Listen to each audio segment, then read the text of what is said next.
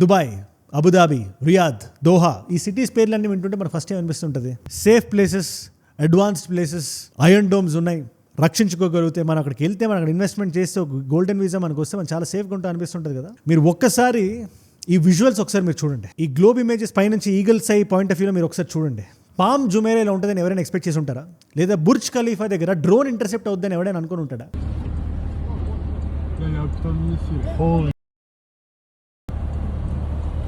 లేదా ఇవాళ day 3 explosions వినబడుతున్నాయి. ఇలాంటివన్నీ చూస్తున్నప్పుడు దుబాయ్ పేరు దుబాయ్కి ఇంక ఉంటుందా? లేదా దుబాయ్ లాంటి city is it finish, is the PR of Dubai over అనే డౌట్ ఖచ్చితంగా ఒక వ్యక్తికి రావడం సహజం.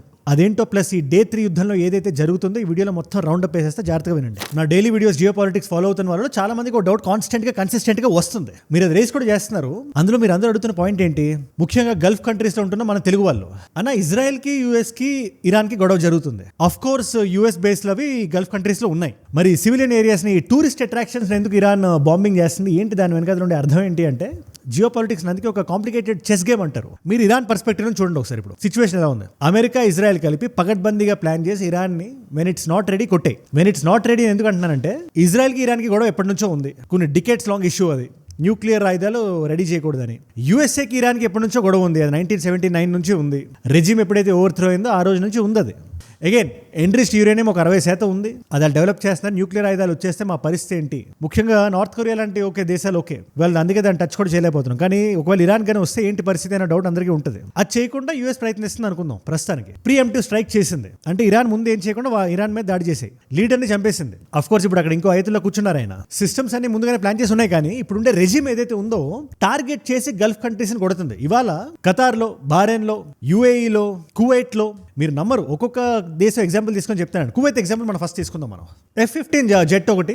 ఏది F-15 అంటే F-16 కన్నా తక్కువ జెట్ అనుకోకండి. F-16 పాకిస్తాన్ దగ్గర ఉంటాయి. F-15 ఏదైతే ఉందో ట్విన్ ఇంజిన్ జెట్, అది air to air combat ready jets అవి. ఆ జెట్స్ నేలమట్ట అయిపోయి వాళ్ళ వీడియో సాక్ష్యంగా రికార్డ్ అయి ఉన్నాయి. ఇది ఇరాన్ చెప్తున్న మాట కాదు, ఆ దేశం గవర్నమెంట్ చెప్తుంది. ఖతారో, కువైటో 3 in all, and US has confirmed that these crashes were a result of friendly fire. What ever one of these Gulf countries. లేదు ఒకటి కాదు, రెండు కాదు, మల్టిపుల్ అమెరికన్ ఫైటర్ జెట్స్ కింద పడ్డాయి. కాకపోతే పైలట్ క్యాజువాలిటీస్ ఏం లేవు. వాళ్ళందరినీ హాస్పిటల్కి తరలించామని చెప్పి వీడియోస్ రిలీజ్ చేశారు. So this is authentic information. Dubai example మనం తీసుకుందాం. దుబాయ్ని సేఫెస్ట్ కంట్రీ, మీరు రండి, కొనండి, గోల్డెన్ వీసా, ఇది అది బిజినెస్ తెగ ప్రమోట్ చేస్తుంటారు కదా. ఇవాళ దుబాయ్ని ఇంత బహిరంగంగా టూరిస్ట్ అట్రాక్షన్స్ని చూసి మరీ కొట్టడం వల్ల ఎవరికి ఏం మెసేజ్ వెళ్తుంది? ఒకసారి మీరు ఆలోచించండి. ఏదైనా ఆ దేశపు షూస్లో మనం నిలబడి ఆలోచించాలి. ఇరాన్ నుంచి ఆలోచిద్దాం మనం ఒకసారి. ఇరాన్ కానీ ఇది చేయగలిగితే సక్సెస్ఫుల్గా వెస్ట్ మీద ప్రెషర్ పడుతుంది, అమెరికా మీద ముఖ్యంగా పడుతుంది. అమెరికన్ కంపెనీస్ ఉంటాయి, ఇన్వెస్ట్మెంట్లు ఉంటాయి. అమెరికా, యూఏ చాలా మంచి ఫ్రెండ్స్. ఓకే, లేదా పామ్ జుమైరా దగ్గర మీరు పైనుంచి విజువల్స్ చూస్తే మీరు షేక్ అవుతారు. మీరు బుర్జ్ ఖలీఫా దగ్గర డ్రోన్స్ ఇంటర్సెప్ట్ చేస్తారు. ఇవాళ డే 3 కదా, ఇవాళ కూడా మనకి బ్లాస్ట్ సౌండ్ వినబడ్డాయి. మీరు యూఏలో ఉండే, అబుదాబి, దుబాయ్లో ఉంటే మీరు చెప్పండి, కింద కామెంట్స్ రాయండి what is the situation there అని. లేదా అన్నిటికన్నా ఇంట్రెస్టింగ్గా మనం సౌదీ అరేబియా ఎగ్జాంపుల్ మనం తీసుకుందాం. Mohammed bin Salman is the crown prince there. ఆ వ్యక్తికి ప్రస్తుతం ఇరాన్ రెజిమ్కి పడదు. బయటికి బహిరంగంగా diplomatic talk, peace, document sign అంటాడు. కానీ ఇండైరెక్ట్గా డీజేటీ గారు ప్రెషర్ పెట్టింది, ఆ బటన్ నొక్కింది, ప్లగ్ పీకింది ఈ వ్యక్తి అని చెప్పి మనకి రకరకాల న్యూస్ ఆర్టికల్స్ మనం చూసాం మనం. సో ఈ సౌదీ అరేబియాని ఇరాన్ ఎందుకు వదులుతుంది? సౌదీలో ఒక ప్లాంట్ ఉంది ఒకటి, రాస్ తనూరా దాని పేరు.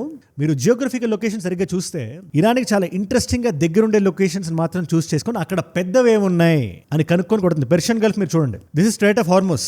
కువైత్ ఎక్కడ చూడండి మీరు, ల్యాండ్ లాక్డ్. ఇరాక్, ఇరాన్ ఈ దేశాలన్నింటితో ల్యాండ్ లాక్ అయి ఉంది. పక్కనే పెర్షియన్ గల్ఫ్ ఉంది. ఇరాన్ నుంచి కొట్టడం చాలా సింపుల్. అలాగే సౌదీ మీరు చూసుకున్నా కూడా ఈస్టర్న్ పార్ట్ లో ఈ రాస్ తనూరా ఉంది. అండ్ అది సామాన్యమైన ప్లేస్ అయితే కాదు. వెస్ట్ ఏషియా మొత్తంలో అతిపెద్ద ఆయిల్ రిఫైనరీ. ఒక రోజుకి 5,50,000 బ్యారెల్స్ అది రిఫైన్ చేయగలుగుతుంది. 5,50,000 బ్యారెల్స్. ప్రపంచంలోనే అతి తక్కువ ఆఫ్షోర్ ఆయిల్ లోడింగ్ టర్మినల్స్ అదొకటి. దాన్ని ఏం చేశారో తెలుసా? దానికన్నా ముందు ఒక చిన్న మాట.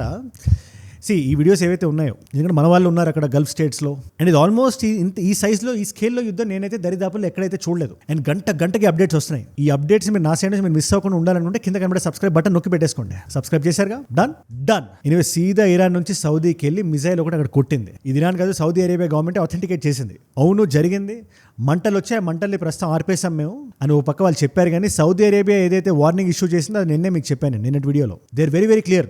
మా పైగానే దాడి చేస్తే, ఎందుకంటే మా ఎయిర్ స్పేస్ మేము షట్ చేసాం. మేము సింపుల్ గా చెప్పాలంటే మా ఆకాశాన్ని వాడి ఇరాన్ మీద దాడి చేయొద్దని అమెరికాకి మేము చెప్పాం. అయినప్పటికీ మీరు మా మీద దాడి చేశారు కాబట్టి ఇక మీకు మాకు యుద్ధమే అని సౌదీ ఒక పక్క ప్రకటించింది. సౌదీ నుంచి ఇరాన్కి మిసైల్ వెళ్తున్నాయి. కానీ అగైన్ మళ్ళీ మనం ఇరాన్ పర్స్పెక్టివ్ లోకి వెళ్ళి ఇరాన్ షూస్ లోకి వెళ్ళి మనం చూస్తే ఎందుకు ఫస్ట్ క్వశ్చన్ నేను ఏదైతే మొదలు పెట్టాను, అమెరికన్ బేసిన్ వదిలేసి గల్ఫ్ దేశాల మీద ఎందుకు పడుతుంది ఇరాన్ అంటే ఈజియెస్ట్ ఆన్సర్, నాకు దక్కనిది ఎవ్వరికి దక్కకూడదు, నేను మునిగిపోతే నాతో పాటు ఇంకో 10 దేశాలని ముంచేస్తా, ఏ దేశాలైతే అమెరికాకి కొమ్ము కాస్తున్నాయో అనే ఒక ఐడియాలజీ మనకు ఖచ్చితంగా కనబడుతుంది ఇక్కడ.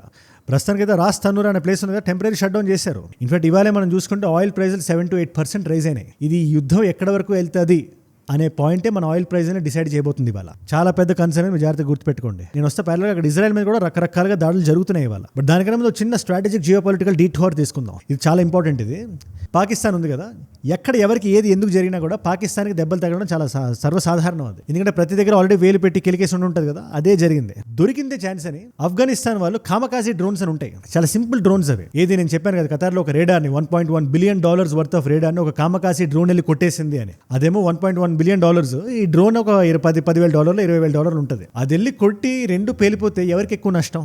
అదే జరిగింది ఆ సిచ్యువేషన్లో అక్కడ అమెరికాకి. సో ఇలాంటి డ్రోన్స్ ఏవైతే ఫైటర్ జెట్స్ కూడా కావో అలాంటి డ్రోన్స్ ని వాడి చైనా పాకిస్తాన్కి చాలా ఎయిర్ డిఫెన్స్ సిస్టమ్లు ఇచ్చింది, HQ-9 అనే పేరుతో. ఈ HQ-9 దగ్గరికి వద్దాం మనం. ఆ ఎయిర్ డిఫెన్స్ సిస్టమ్స్ అన్నిటిని దాటుకొని వెళ్ళి నూర్ ఖాన్ ఎయిర్ బేస్ గుర్తుందా మీకు?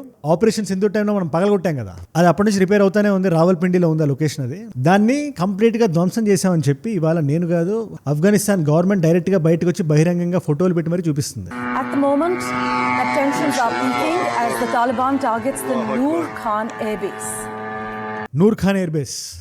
ఇది ఏంటి ఇప్పుడు దీని సిచ్యువేషన్ ఏంది అంటే, ఫస్ట్ పాకిస్తాన్ అయినో ఎవరికి ఎటువంటి హోప్స్ లేవు. First of all America, Israel ఇలాంటివన్నీ ఎయిర్ డిఫెన్స్ సిస్టమ్ని దాటి వెళ్ళి కొడుతున్నాయి, ఇరాన్ని కొడుతున్నాయి అంటే చాలా సోఫిస్టికేటెడ్ దేశాలు, అడ్వాన్స్ దేశాలు, బాగా ఇంటెలిజెన్స్ ఉండే దేశాలు అనుకోవచ్చు. గ్రౌండ్ ఇంటెలిజెన్స్ ఇజ్రాయెల్ ఇస్తుంది, మనీ పవర్ అమెరికా దగ్గర ఉంది, వీటిలన్నింటికి పేర్చుకొని కొట్టారని చెప్పి. తాలిబాన్ వెళ్ళి కొట్టేయడం ఏంటి?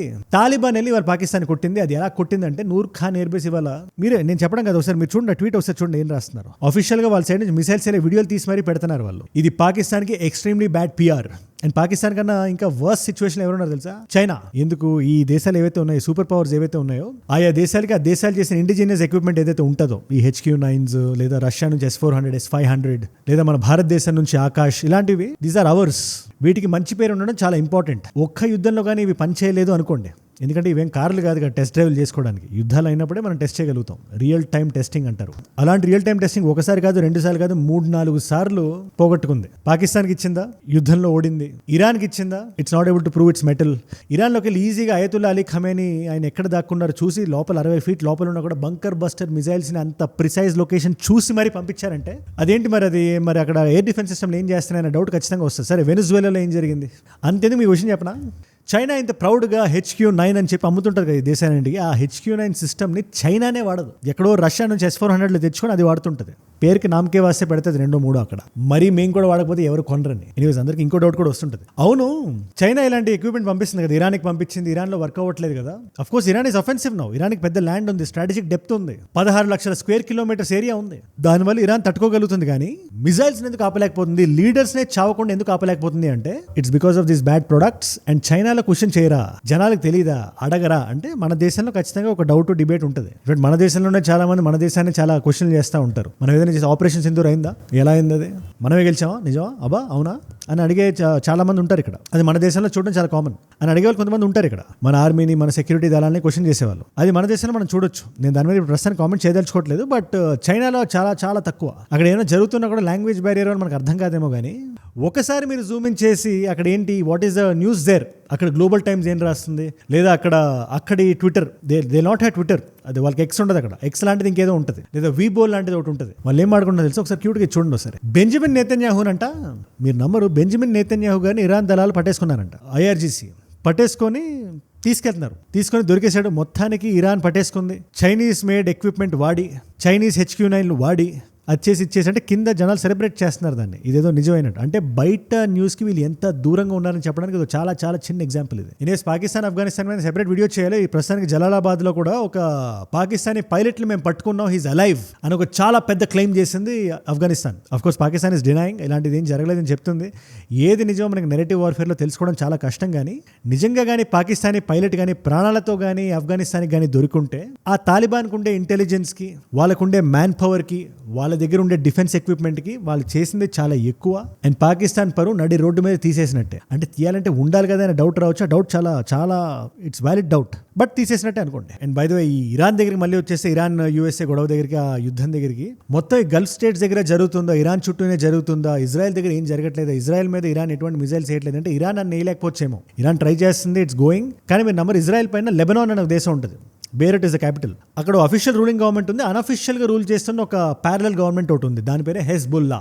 ఈ పేరు మీరు రకరకాల న్యూస్ పేపర్స్ హెడ్లైన్స్ మీరు వినే ఉంటారు. అండ్ అది ఉగ్రవాద సంస్థ. And there hard core Khattar Shia Muslims వాళ్ళు అలీ ఖమేనీని ఇజ్రాయెల్ పగబెట్టి చంపేసిందని చెప్పి సీజ్ ఫైర్ ఉన్నప్పటికీ, ఏది 2024లో సీజ్ ఫైర్ ఒకటి పడింది. దాని ముందు జరిగిన ఇజ్రాయెల్కి గాజాకి జరిగిన యుద్ధం మనందరికీ తెలిసిందే కదా. ఆ టైంలో లెబనాన్ ఇన్వాల్వ్ అయి ఉంది. నార్థన్ ఫ్రంట్లో, ఆ నార్థన్ థియేటర్లో Lebanon was the one who's fighting. Israel ఆ రోజు కొంచెం వల్నరబుల్ అయిందంటే దానికి కారణం లెబనానే, దానికి కారణం హెజ్బుల్లానే. అఫ్ కోర్స్ ఆ రోజు కూడా అక్కడ ఉండే అఫీషియల్ గవర్నమెంట్ ఏదైతే ఉందో ఆ రోజు ఖండించింది, ఇవాళ ఖండిస్తుంది. కాకపోతే అది ఖండించిన తప్పితే ఇంకేం చేయలేదు.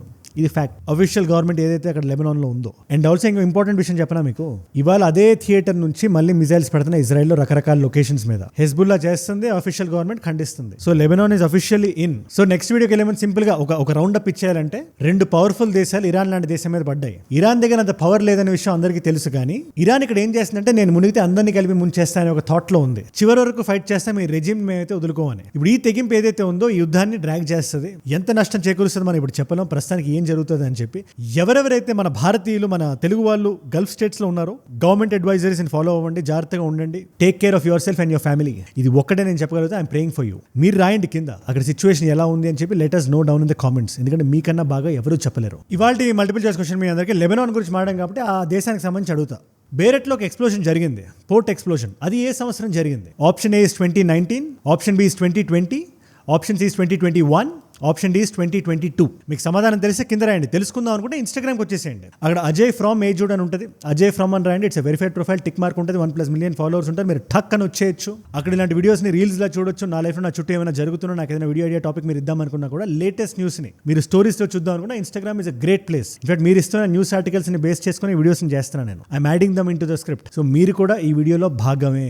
ఆ భాగస్వామ్యం మీరు పంచుకుందాం అనుకుంటే అక్కడికి వచ్చి ఫాలో కొట్టండి. అండ్ ఏజూడ్ గ్లోబల్ అని మీ నాన్ తెలుగు ఫ్రెండ్స్కి నాకంటే వీడియోస్ మీరు షేర్ చేద్దాం అనుకుంటే దాన్ని కూడా సబ్స్క్రైబ్ చేసి పెట్టేసుకోండి. అండ్ మీరు ఇక్కడ దాకా ఈ వీడియోలో వచ్చారంటే నా వీడియోస్ మిమ్మల్ని ఆకట్టుకుంటున్నాయి, ఒక వాల్యూ పొందుతున్నారు. Thank you so much for that. మీరు ఇస్తున్న వాచ్ టైం, మీ రిటెన్షన్ ఉంది కదా, ప్రాణం పెట్టి నన్ను పనిచేయడానికి, రోజు నిర్భయంగా నిర్మోహమాటంగా మాట్లాడడానికి నన్ను ప్రేరేపిస్తుంది, ప్రోత్సహిస్తుంది. దానికి మీరే నా ప్రేరణ. Yo my inspiration. ఇన్ఫాక్ట్ మీరు ఇలా డైలీ చూడడం వల్ల ఎంతమంది కొత్త వాళ్ళకి రీచ్ అవుతుందో తెలుసా? అలాంటి కొత్త వాళ్ళు మీరు కానీ ఉండుంటే, నేను వీడియో పెట్టగానే మీ దగ్గర రావాలంటే మీరు ఏం చేయాలి? ఈ జియో పొలిటికల్ అప్డేట్స్, ఈ యుద్ధానికి సంబంధించి అన్ని తెలుసుకోవాలి అనుకుంటే కింద కనబడే సబ్స్క్రైబ్ బటన్ నొక్కి పెట్టేసుకోండి. ఈ నాలెడ్జ్ ఫిల్ మీ దాకా చేర్చే పూచి నాది. సబ్స్క్రైబ్ చేశారుగా? డన్. మీకోసం 2 వీడియోస్ పెడుతున్నాను ఇక్కడ. అబ్రహం లింకన్ అని చెప్పి యుఎస్ ఎయిర్ క్రాఫ్ట్ క్యారియర్, అది దాని మీద ఇరాన్ దాడి చేశానని చెప్పి క్లెయిమ్ చేసింది. చాలా పెద్ద క్లెయిమ్ అది. 5,000 యుఎస్ పర్సనల్ ఇన్వాల్వ్ అయిన క్లెయిమ్ అది. దాని గురించి ఎటువంటి ఇన్ఫర్మేషన్ కావాలన్నా ఆ వీడియో ఇక్కడ ఉంది. లేదు అసలు ఈ యుద్ధం ఎలా మొదలైంది, దీని జెనిసిస్ ఏది అనుకుంటే ఆ క్రిస్టల్ క్లియర్ వీడియో ఇక్కడ ఉంది. మీకు ఏ వీడియో ఇంట్రెస్ట్ ఉంటే ఆ వీడియోని చూడండి. నేను మళ్ళీ రేపు మిమ్మల్ని ఇంకో వీడియోతో కలుస్తా. మనందరం కలిసి పెరగాలి, కలిసి ఎదగాలి. Let us all grow together. Let us all rise together. Rise above ignorance, rise above arrogance, rise above hate. ఏజూడ్ అంటే మనం. జై హింద్, జై భారత్, జై ఆంజనేయ. ఓం నమః శివాయ.